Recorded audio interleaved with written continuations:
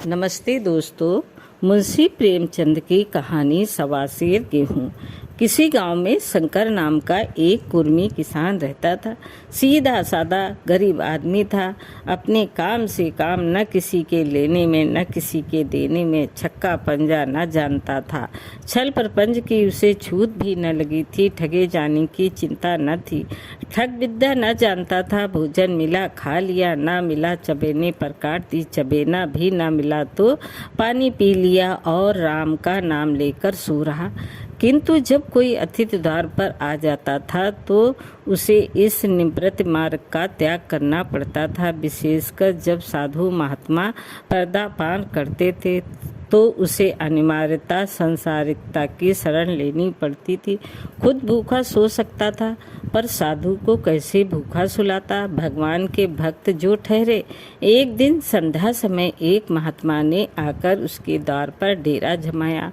तेजस्वी मूर्ति, पीताम्बर गले में, जटा सिर पर पीतल का कमंडल, हाथ में खड़ाऊ, पैर में ऐनक, आंखों पर संपूर्ण वेश इन महात्माओं का सा था जो रईसों के प्रसादों में तपस्या, हवा गाड़ियों पर देव स्थानों की परिक्रमा और योग सिद्धि प्राप्त करने के लिए रुचिकार भोजन करते हैं। घर में जौ का आटा था, वो उन्हें कैसे खिलाता। प्राचीन काल में जौ का चाहे जो कुछ महत्व रहा हो, पर वर्तमान युग में जौ का भोजन सिद्ध पुरुषों के लिए दुपाच्य होता है। बड़ी चिंता हुई, महात्मा जी को क्या खिलाऊं। आखिर निश्चय किया कि कहीं से गेहूं का आटा उधार लाऊं, पर गांव भर में गेहूं का आटा न मिला। गांव में सब मनुष्य ही मनुष्य थे, देवता एक भी न था। अतएव देवताओं का खाद्य पदार्थ कैसे मिलता। सौभाग्य से गांव के विप्रा महाराज के यहाँ से थोड़ा सा मिला। उनके सवा सेर गेहूं उधार लिए और स्त्री से कहा पीस दे। महात्मा ने भोजन किया, लंबी तान कर सोए। प्रातःकाल आशीर्वाद देकर अपनी राह ली। विप्र महाराज साल में 2 बार खलिहानी लिया करते थे। शंकर ने दिल में कहा सवा सेर गेहूं इन्हें क्या लौटाऊं, पंसेरी बदले कुछ ज्यादा खलिहानी दे दूं। ये भी समझ जाएंगे, मैं भी समझ जाऊंगा। चैत में जब विप्राजी पहुँचे तो उन्हें 1.5 पसेरी के लगभग गेहूं दिए और अपने को ऋण समझकर उसकी कोई चर्चा न की। विप्रा जी ने फिर कभी न मांगा। सरल शंकर को क्या मालूम था कि ये सवा सेर गेहूं चुकाने के लिए मुझे दूसरा जन्म लेना पड़ेगा। 7 साल गुजर गए। विप्रा जी विप्र से महाजन हुए। शंकर किसान से मजूर हो गया। उसका छोटा भाई मंगल उससे अलग हो गया था। एक साथ रहकर दोनों किसान थे, अलग होकर मजूर हो गए थे। शंकर ने चाहा कि द्वेष की आग भड़कने न पाए, किंतु परिस्थिति ने उन्हें विवश कर दिया। जिस दिन अलग अलग चूल्हे जले वो फूट फूट कर रोया। आज से भाई भाई शत्रु हो जाएंगे। एक रोएगा दूसरा हंसेगा। एक के घर मातम होगा तो दूसरे के घर गुलगुले पकेंगे। प्रेम का बंधन, खून का बंधन, दूध का बंधन आज टूट जाता है। उसने भागीरथ परिश्रम से कुल मर्यादा का वृक्ष लगाया था। उसे अपने रक्त से सींचा था। उसको जड़ से उखड़ता देखकर उसके हृदय के टुकड़े हुए जाते थे। 7 दिनों तक उसने दाने की सूरत तक न देखी। दिन भर जेठ की धूप में काम करता और रात को मुंह लपेटकर सो रहता। इस भीषण वेदना और दुस्साहस कष्ट ने रक्त को जला दिया, मांस और मज्जा को घुला दिया। बीमार पड़ा तो महीनों खाट से न उठा। अब गुजर बसर कैसे हो। 5 बीघे के आधे रह गए। 1 बैल रह गया। खेती क्या खाक होती। अंत को यहाँ तक नौबत पहुँची कि खेती केवल मर्यादा रक्षा का साधन मात्र रह गई। जीविका का भार मजूरी पर आ पड़ा। 7 वर्ष बीत गए। एक दिन शंकर मजूरी करके लौटा तो राह में विप्राजी ने टोक कर कहा शंकर कल आकर के अपने बीज बैग का हिसाब कर ले। तेरे यहाँ 5.5 मन गेहूँ कब के बाकी पड़े हुए हैं और तू देने का नाम नहीं लेता। हजम करने का मन है क्या। शंकर ने चकित होकर कहा मैंने तुमसे कब गेहूं लिए थे जो 5.5 मन हो गए। तुम भूलते हो मेरे यहाँ किसी का छटाक भर न अनाज है न 1 पैसा उधार। विप्र, इसी नियत का तो ये फल भोग रहे हो कि खाने को नहीं जुड़ता। ये कहकर विप्राजी ने उस 1.25 सेर गेहूं का जिक्र किया जो आज के 7 वर्ष पहले शंकर को दिए थे। शंकर सुनकर अवाक रह गया। ईश्वर, मैंने इन्हें कितनी बार खलिहानी दी, इन्होंने मेरा कौन सा काम किया। जब पोथी पत्रा देखने, साहित्य शगुन विचारने द्वार पर आते थे, कुछ न कुछ दक्षिणा ले ही जाते थे। इतना स्वार्थ 1.25 सेर अनाज को अंडे की भांति सेकर आज वो पिशाच खड़ा कर दिया जो मुझे निकल जाएगा। इतने दिनों में एक बार भी कह देते तो मैं गेहूं तौल कर दे देता। क्या इसी नियत से चुप साथ बैठे रहे? बोला, महाराज, नाम लेकर तो मैंने उतना आनंद नहीं दिया, पर कई बार खलिहानों में सेर से 2-2 सेर दिया है। अब आप आज 5.5 मन मांगते हैं, मैं कहाँ से दूंगा? विप्र, लेखा जो 32 100 तुमने जो कुछ दिया होगा उसका कोई हिसाब नहीं। चाहे एक ही जगह 4 पसेरी दे दो, तुम्हारे नाम वही में 5.5 मन लिखा हुआ है, जिससे चाहे हिसाब लगवा लो। दे दो तो तुम्हारा नाम छेक दो, नहीं तो और भी बढ़ता रहेगा। शंकर पांडे, क्यों एक गरीब को सताते हो? मेरे खाने का ठिकाना नहीं, इतना गेहूं किसके घर से लाऊंगा? विप्र, जिसके घर से चाहे लाओ, मैं चटाक भर भी न छोड़ूंगा। यहाँ ना दोगे, भगवान के घर तो दोगे। शंकर कांप उठा। हम पढ़े लिखे आदमी होते तो कह देते, अच्छी बात है, ईश्वर के घर ही देंगे। वहाँ की तौल यहाँ से कुछ बड़ी तो न होगी, कम से कम इसका कोई प्रमाण हमारे पास नहीं, फिर उसकी क्या चिंता। किंतु शंकर इतना तार्किक, इतना व्यवहारिक चतुर न था। एक तो ऋण, वो भी ब्राह्मण का, वही में नाम रह गया तो सीधे नरक में जाऊंगा। इस ख्याल से ही उसे रोमांच हो गया। बोला, महाराज, तुम्हारा जितना होगा यही दूंगा, ईश्वर के यहाँ क्यों दूं? इस जन्म में तो ठोकर खा ही रहा हूँ, उस जन्म के लिए क्यों कांटे बोऊं? मगर ये कोई नियाव नहीं है, तुमने राई का पर्वत बना दिया। ब्राह्मण होके तुम्हें ऐसा नहीं करना चाहिए था। उसी घड़ी तगादा कर के ले लिया होता तो आज मेरे सिर पर इतना बड़ा बोझ क्यों पड़ता? मैं तो दे दूंगा, लेकिन तुम्हें भगवान के यहाँ जवाब देना पड़ेगा। विप्र, वहाँ का डर तुम्हें होगा, मुझे क्यों होने लगा? वहाँ तो सब अपने ही भाई बंधु है, ऋषि मुनि सब तो ब्राह्मण ही हैं, देवता ब्राह्मण है, जो कुछ बने बिगड़ेगी संभाल लेंगे। तो कब देते हो? शंकर, मेरे पास रखा तो है नहीं, किसी से जांच मांग कर लाऊंगा तभी न दूंगा। विप्र, मैं ये न मानूंगा। 7 साल हो गए, अब एक दिन का भी मूल हिजाबा न करूंगा। गेहूं नहीं दे सकते हो तो दस्तावेज लिख दो। शंकर, मुझे तो देना है, चाहे गेहूं लो चाहे दस्तावेज लिखा लो। किस हिसाब से दाम रखोगे? विप्र, बाजार भाव 5 सेर का है, तुम्हें 1.25 सेर का काट दूंगा। शंकर, जब दे ही रहा हूँ तो बाजार भाव काटूंगा, पाव भर छुड़वा कर क्यों दोषी बनूं? हिसाब लगाया तो गेहूं के दाम 60 रुपये, 60 का दस्तावेज लिखा गया, 3 सैकड़ा सूद। साल भर में न देने पर सूद की दर पाई 2.5 रुपये सैकड़ा। 8 आने का स्टम्प, 4 आने दस्तावेज की तहरीर शंकर को ऊपर से देनी पड़ी। गांव भर ने विप्रा जी की निंदा की, लेकिन मुंह पर नहीं। महाजन से सभी का काम पड़ता है, उसके मुंह कौन आए? शंकर ने साल भर तक कठिन तपस्या की। मियाद के पहले रुपये अदा करने का उसने व्रत सा लिया। दोपहर को पहले भी चूल्हा न जलता था, चबेने पर बसर होती थी, अब वो भी बंद हुआ। केवल लड़के के लिए रात को रोटियां रख दी जाती।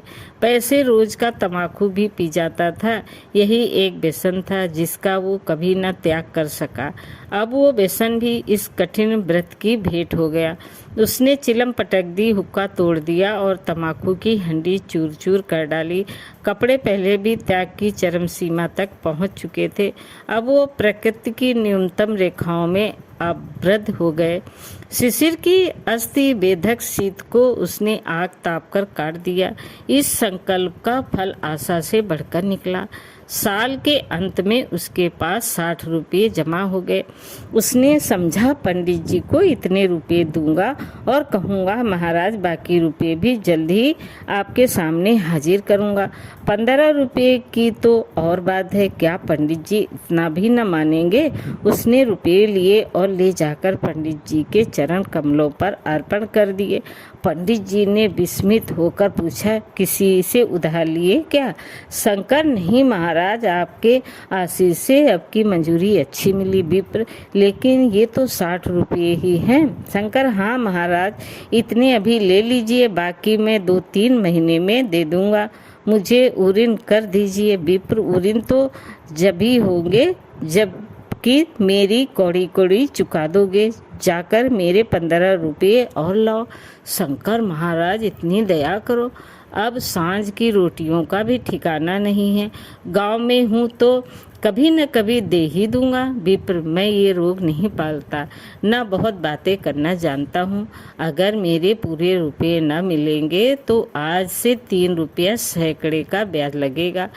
अपने रुपये चाहे अपने घर में रखो, चाहे मेरे यहाँ छोड़ जाओ। शंकर, अच्छा, जितना लाया हूँ उतना रख लीजिए। मैं चाहता हूँ कहीं से 15 रुपये और लाने की फिक्र करता हूँ। शंकर ने सारा गांव छान मारा, मगर किसी ने रुपये न दिए। इसलिए नहीं कि उसका विश्वास न था या किसी के पास रुपये न थे, बल्कि इसलिए कि पंडित जी के शिकार को छोड़ने की किसी की हिम्मत न थी। क्रिया के पश्चात प्रतिक्रिया नैसर्गिक नियम है। शंकर साल भर तक तपस्या करने पर भी जब ऋण से मुक्त होने में सफल न हो सका तो उसका संयम निराश के रूप में परिणत हो गया। उसने समझ लिया कि जब इतना कष्ट सहने पर भी साल भर में 60 रुपये से अधिक न जमा कर सका तो अब और कौन सा उपाय है जिसके द्वारा इसके दूने रुपये जमा हो। जब सिर पर ऋण का बोझ ही लादना है तो क्या मन भरकर और क्या सवा मन का।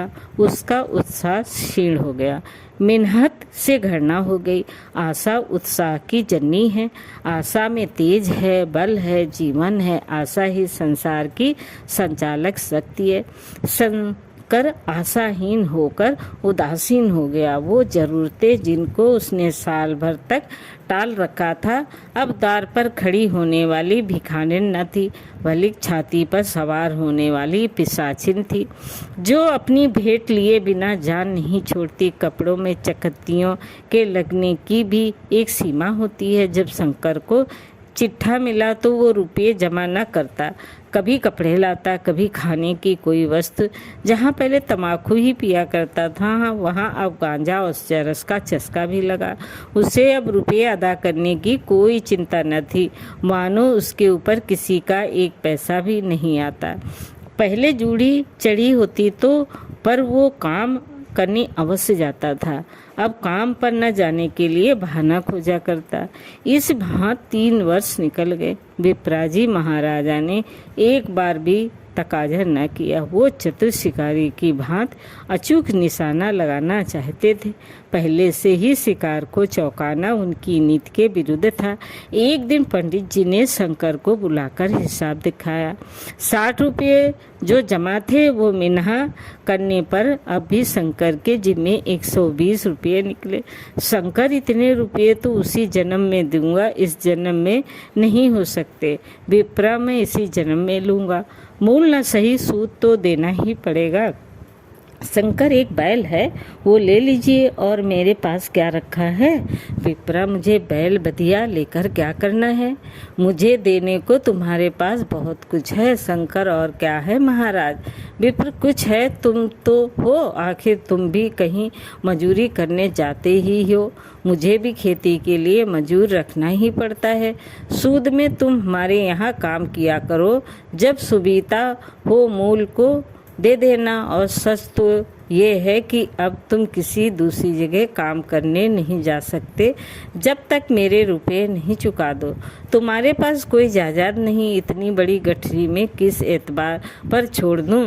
कौन इसका जुम्मा लेगा कि तुम मुझे महीने महीने सूद देते जाओगे, और कहीं कमाकर जब तुम मुझे सूद भी नहीं दे सकते तो मूल की कौन कहे। शंकर महाराज, सूद में तो काम करूँगा और खाऊंगा क्या?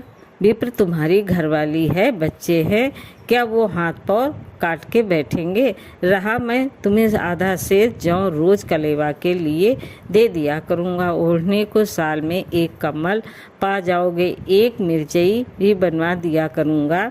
और क्या चाहिए? ये सच है कि और लोग तुम्हें 6 आने देते हैं, लेकिन मुझे ऐसी गरज नहीं है। मैं तो तुम्हें रुपये भरने के लिए रखता हूँ। शंकर ने कुछ देर तक गहरी चिंता में पड़े रहने के बाद कहा, महाराज, ये तो जन्म भर की गुलामी है। विप्र, गुलामी समझो चाहे मजूरी समझो, मैं अपने रुपये भराए बिना तुमको कभी न छोड़ूंगा। तुम भागोगे तो तुम्हारा लड़का भरेगा। हाँ, जब कोई ना रहेगा तब की बात दूसरी है।